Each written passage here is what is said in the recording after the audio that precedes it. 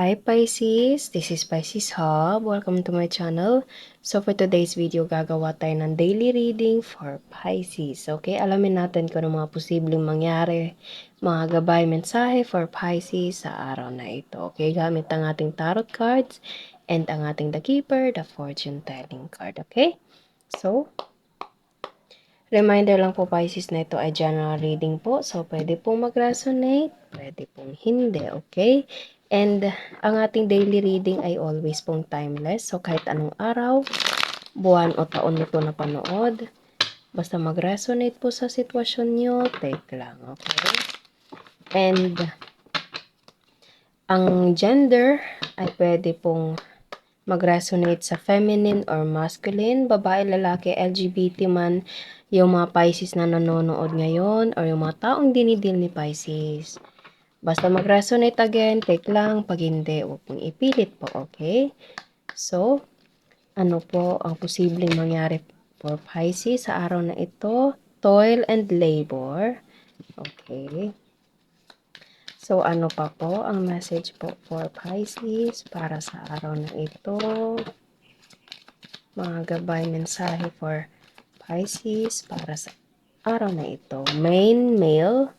So, pwedeng ikaw ay masculine energy, Pisces, or you're dealing with someone na masculine energy.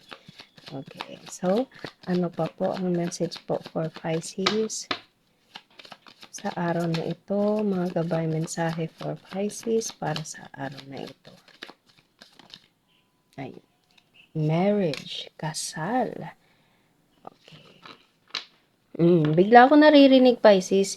There is someone, or pwedeng ikaw, ay parang he's working hard, kasi masculine yun nandito, for you to get married with him, okay? Or with her, okay? Or with them. Wala tayong gender specific po, okay? So, there is a masculine energy, Pisces. It's either this is you or you're dealing with someone na napaka-hardworking person, okay? Sa toil and labor na nandito, pwedeng itong taong to is nagtatrabaho as a blue-collar job, okay?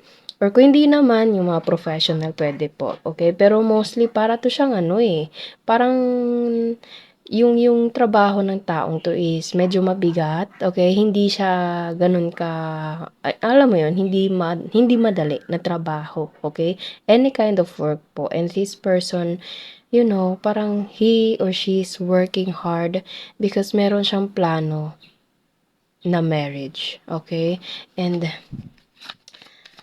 wow, napaka-ano naman ito ng taong to. I find it so sweet, Pisces. Okay? So, it's either this is you, na meron kang taong tinitingnan na gusto mong pakasalan. Okay? Bottom of the deck is privileged lady. Yes, privileged lady and main male.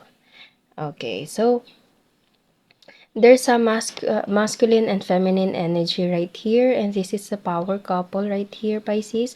Although meron tayo dito marriage and coffin, wag matakot kung merong lumabas to, okay? Kasi sa nararamdaman ko, gusto niya mag-level up yung kung ano man yung meron kayo, okay? As I said kanina, yung level up na yun is pwedeng gustong humantong sa marriage. And this person works so hard para pakasalan ka, okay? And kumbaga, kung ano man yung marriage, kumbaga, kung ano man yung sitwasyon, boyfriend, girlfriend, situation, relationship na kung meron kayo, Pisces, kung anong meron sa inyo, gusto niya level up, okay? By having this coffin right here, okay? It's like a parang transformation, okay? Ending to something to, to jump into another beautiful journey, new path na darating sa inyo, which is marriage, Pisces. Okay? So, para siyang love reading. Okay? So, ano pa po ang message po for Pisces regarding with this main male and this privileged lady? It's either you're dealing with someone na ang dami, Pisces, makapal siya. Okay, so sige, basahin natin tong tatlong to. Strength, Queen of Cups, and Knight of Swords. Queen of Cups, Pisces, feminine energy. Okay, so pwedeng ikaw to, or pwedeng you're dealing with someone na ganito. Okay, so you have to control, you have to trust this person. Trust, first of all, to God. Okay, kasi siya yung nakakaalam, Siya yung kumbaga nakakakita, nakakarinig sa lahat, okay?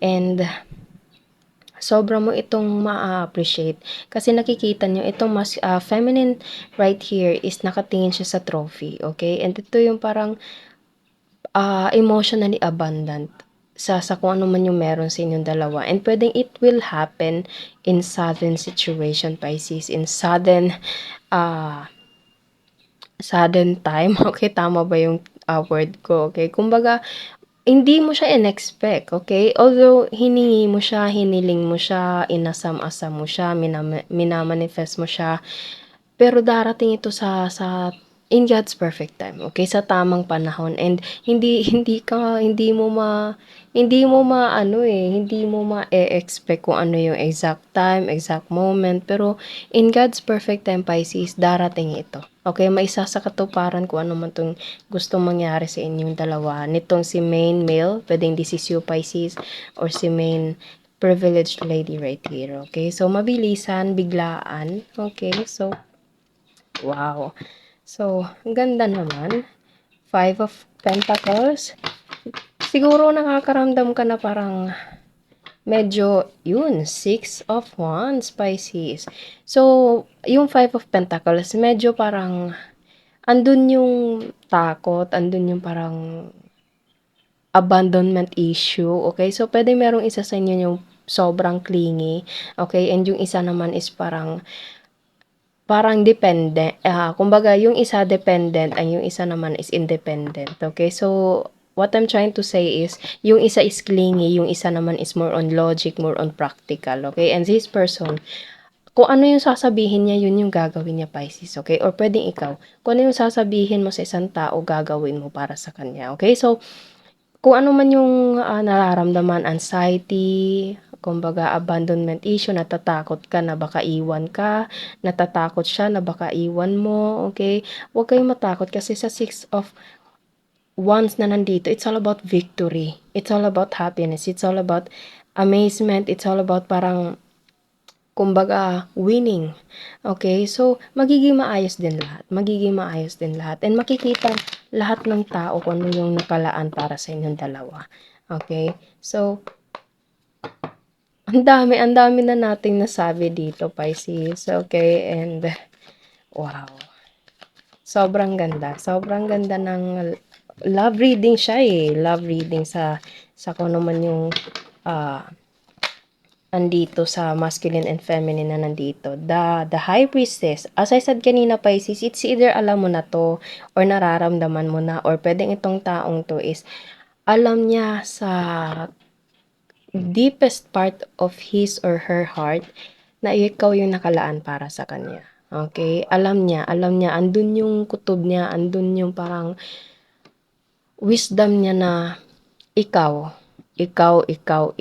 Parang ganun, okay? So, wag matakot, as I said kanina, okay? Wag matakot na kung ano man yung mga overthinking, try to control your mind, Pisces, or this person should try to control, or you have to reassure this person, Pisces, para hindi siya mag-overthink, okay? It goes both ways po. So, you have to make each other secure, protective, and most of all, trust, okay? Trust and love, okay? And dapat sa relasyon niyo, ang center in your relationship is God, Jesus, okay? Kung sino man yung pinapaniwalaan niyo po, okay? Universe or anyone, any kind, okay? Iba-iba po yung relihiyon, iba-iba po yung paniniwala, okay?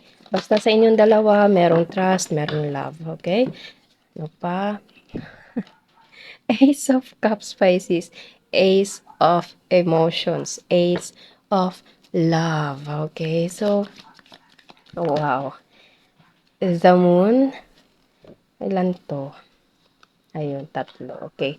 So, meron tayo ditong the Moon, Death, and Seven of Cups. Okay. So, you have to look at the brighter side, Pisces. Okay? You have to look at the brighter side. Kung kumbaga, meron tayo ditong coffin, meron tayo ditong death. Huwag matakot, okay? Kasi these two cards right here is hindi ako nakakaramdam. Kasi minsan sinasabi ko sa inyo, Pisces, na medyo mabigat, okay? Pero ito wala. wala. Kahit meron tayo ditong death and coffin, hindi ako nakakaramdam ng bigat dahil you have to trust your person. Okay? And pwedeng ganun yung gagawin mo or ganito yung gagawin ng tao na dinidil mo para sa'yo. Okay? She or he should trust him or her. Okay? Or you. Okay? So, bottom of the deck is 4 of Cups.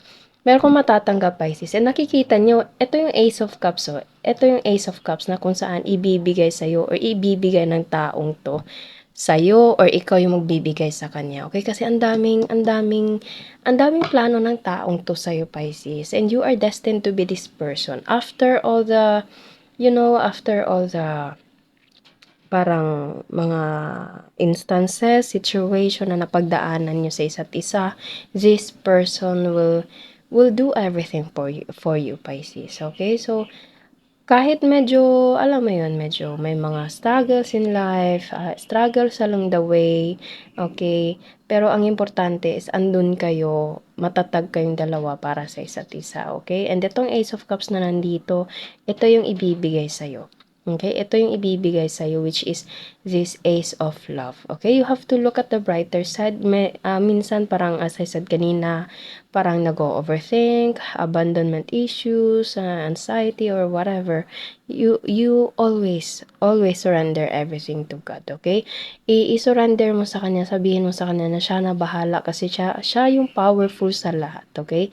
So, you don't have to pressure yourself, Pisces. Huwag mong pahirapan yung sarili mo by doing overthinking, okay? Or this person should, do this, parang avoiding the anxieties, overthinking, para maging maayos, okay? And para makapag-decide, alam mo, patuloy sa buhay, patuloy sa pagmamahala ng maayos at magaan, okay? Kasi, so, magaan siya magaan itong reading na ito. And this person or you or both of you have a lot of dreams wanted to come true, okay? And ang daming plano ng taong to para sa'yo or para sa inyo, okay? Kasi meron tayo ditong 7 of Cups or this person is parang andun yung vision niya for your future. Wow. So, ang ganda naman. So, itong isa mga cups na nandito is ito yung isa or dahan-dahan niyang